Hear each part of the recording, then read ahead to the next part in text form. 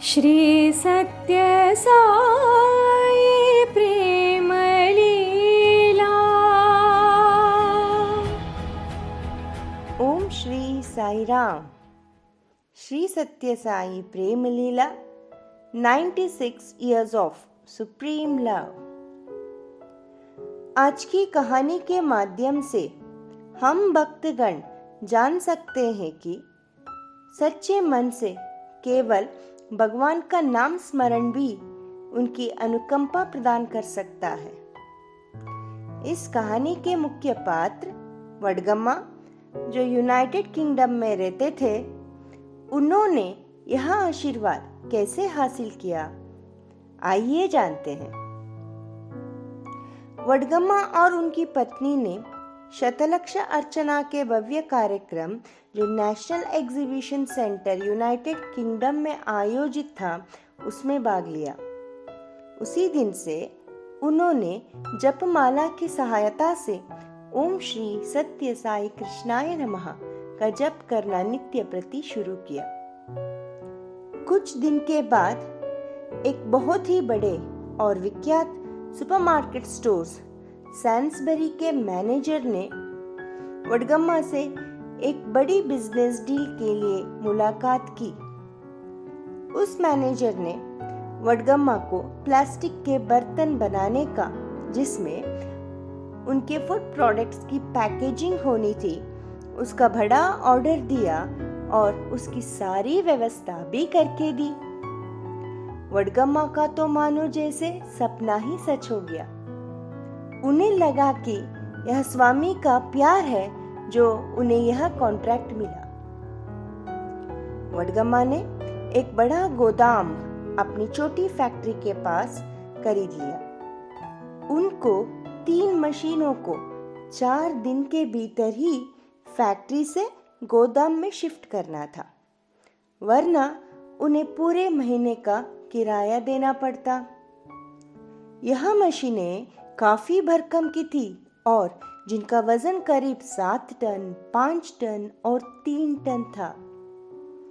वडगम्मा ने एक खास कंपनी जो मशीन शिफ्ट करती है, उस कंपनी को ऑर्डर दिया, लेकिन आखिरी वक्त पर उनका भारी सामान उठाने वाला क्रेन अचानक काम करना बंद कर दिया। इस कारण कंपनी मशीन शिफ्ट करने में असमर्थ थी और उन्हें काम बीच में ही छोड़ना पड़ा। अब वडगम्मा ने कुछ और भारी सामान शिफ्ट करने वाली कंपनियों से यह काम देने की कोशिश की, लेकिन इतने शॉर्ट नोटिस पर उन्हें कोई न मिल पाया।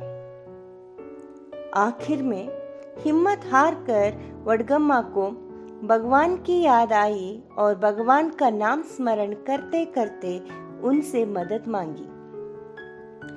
अगले दिन सुबह रविवार को वडगम्मा के गोदाम में एक छोटी हाइट का आदमी आया, जिसने पूछा कि क्या आपको कोई भारी मशीन शिफ्ट करने के लिए किसी की जरूरत है। वडगम्मा हैरान हो गए और पूछा कि तुमको कैसे पता कि मुझे इस मशीन हिलाने के लिए कुछ लोग और क्रेन की जरूरत है। उस पुरुष ने बताया कि वह यह काम कर सकता है और यह भी पूछा कि मशीन को कहाँ लगानी है। वडगम्मा ने उस आदमी को स्थान बताया और कहा कि मैं खुद आकर मशीन लगवाने में तुम्हारी मदद करूंगा। वडगम्मा यह देखकर अचंभित रह गए जब उस आदमी ने 7 टन वाली मशीन अकेले ही अपने होस्ट, जो भारी मशीन हिलाने का काम आता है, उस पर उठाकर गोदाम के सही स्थान पर लगा दी और आधे ही घंटे में बची दोनों मशीनों जो 5 टन और 3 टन की थी, वे भी शिफ्ट करके सही स्थान पर पहुंचा दी। वडगम्मा ने उस आदमी को 70 पाउंड्स दिया और कहा, बाकी राशि मैं आपको चेक से देता हूँ। लेकिन उस आदमी ने चेक लेने से इनकार कर दिया। इसलिए वडगम्मा ने उसे 5 पाउंड्स चाय पानी के लिए और दे दिया।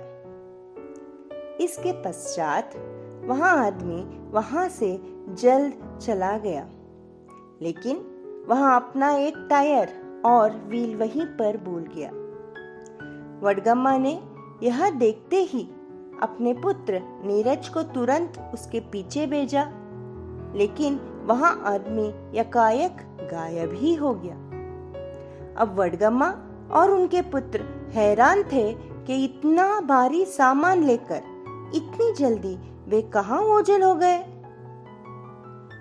वडगम्मा अब अपने गोदाम में काम प्रारंभ करने से पहले वहां भगवान बाबा के नाम की लक्षार्चना करना चाहते थे। इसके लिए वहां के भक्तजन 2 बड़ी तस्वीरें, एक शिरडी साई और एक पुट्टपर्ती साई की लेकर आए और उन तस्वीरों को गोदाम में स्थापित किया। जब वडगम्मा वहां पहुंचे तो उन्हें लगा कि उन तस्वीरों के ऊपर कुछ धूल जमी है। यह देखकर वडगम्मा ने धूल को साफ कर देता हूँ ऐसे सोचकर आगे बढ़े, लेकिन तभी भक्तों ने उन्हें रोकते हुए बताया कि वह धूल नहीं, भगवान बाबा का पवित्र विभूति है। उसके बाद पूरी पूजा के समय उन तस्वीरों से विभूति प्रकट होती रही। यह स्वामी का वडगम्मा के प्रति अपार प्यार दिखाने का तरीका था। वडगम्मा भगवान का दिव्य दर्शन के लिए पुट्टपर्ती आ गए, परंतु स्वामी ने उनकी ओर दृष्टि भी नहीं डाली। वडगम्मा बहुत हताश हुए और सोचा कि मैं अपने देश वापस चला जाता हूँ, और वे उसी दिन यूके के लिए निकल पड़े। और उसी समय स्वयं भगवान बाबा व्हाइटफील्ड रवाना हो गए। फ्लाइट तो बेंगलुरु से ही चलनी थी, इसलिए वडगम्मा टैक्सी में बेंगलुरु जा रहे थे।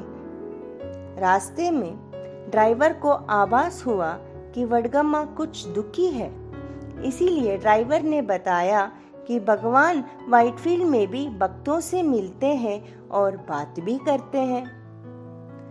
वडगम्मा का तो सीधा बेंगलुरु ही जाना चाहिए था, लेकिन ड्राइवर ने वडगम्मा को आश्वासन दिया कि वे अगले दिन दर्शन के बाद उन्हें एयरपोर्ट छोड़ देंगे। इसलिए वडगम्मा ड्राइवर के साथ व्हाइटफील्ड चले गए और सोचा कि शायद अगले दिन भगवान मुझसे कुछ बात कर ले।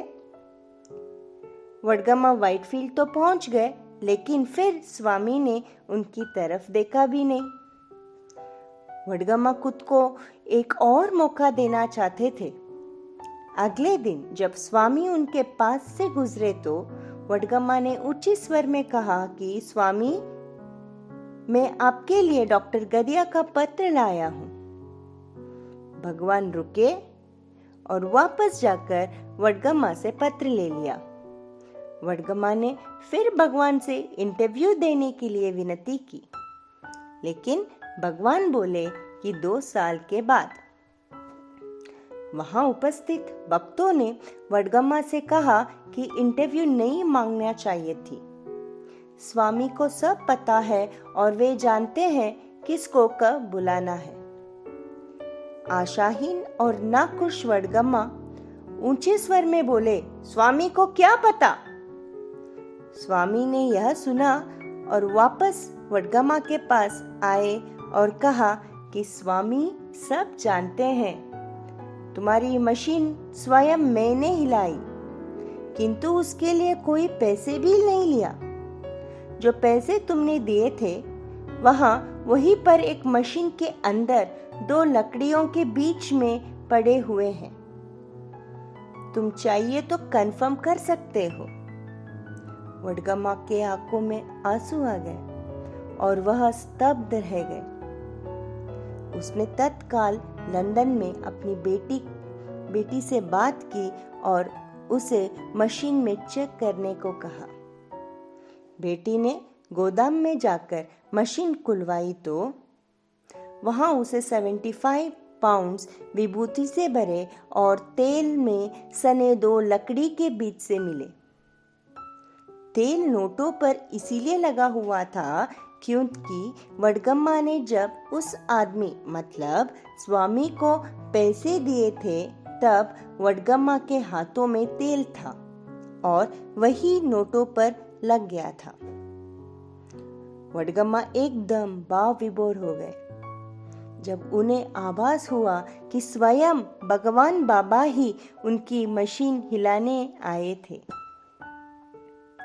वादे के अनुसार 2 साल के बाद स्वामी ने वडगम्मा को संदेश भिजवाया कि वह प्रशांति निलयम जल्दी आ जाए। पूरा अरेंजमेंट्स करके 3 दिन में ही जब वडगम्मा बेंगलुरु एयरपोर्ट पहुंचे तो पाया कि वहां एक आदमी उनके नाम का बोर्ड लेकर उनके स्वागत के लिए आया हुआ था। उस आदमी ने वडगम्मा से कहा कि स्वामी ने उसे भेजा है वडगम्मा को लाने के लिए और वह स्वामी के अतिथि के रूप में प्रशांति निलयम में ही रहेंगे। वडगम्मा के आंखों में खुशी के आंसू उमड़ गए। अगले दिन भगवान वडगम्मा को अपने साथ नाश्ते पर बुलाया और उस दौरान वडगम्मा से कहा कि तुम्हें अब से बहुत सारे सेवा कार्य को अंजाम देना है। भगवान बाबा ने यह भी बताया कि अब तक बेंगलुरु में 3 गोदाम जो उत्सव और त्योहारों में काम आने वाले डिस्पोजेबल बर्तनों का मैन्युफैक्चरिंग, डिस्ट्रॉइंग और रिसाइकलिंग का काम करते हैं। स्वामी 5 बेटे भक्तों की तरफ मुड़े और कहा कि यह वडगम्मा शिरडी बाबा के अवतार के समय बर्तन साफ करता था। सत्य साई अवतार में अभी यह बर्तन बनाता है और जो मेरा अगले अवतार यानी प्रेम साई होगा उसके समय वडगम्मा मेरा स्टोर कीपर बनेगा। कितनी बड़ी रहस्य को भगवान ने सबके बीच उजागर कर दिया। वडगम्मा ने बहुत उत्सुकता से कहा कि अगले जन्म वह डॉक्टर गदिया के साथ प्रेम साई अवतार की सेवा करेंगे। केवल साफ और निर्मल हृदय से भगवान का नाम स्मरण करने से स्वामी कहते हैं कि हमारे अंदर की वृत्तियां धीरे धीरे समाप्त होने लगती है और तब हम भगवान की दया और कृपा के सुपात्र बन जाते हैं।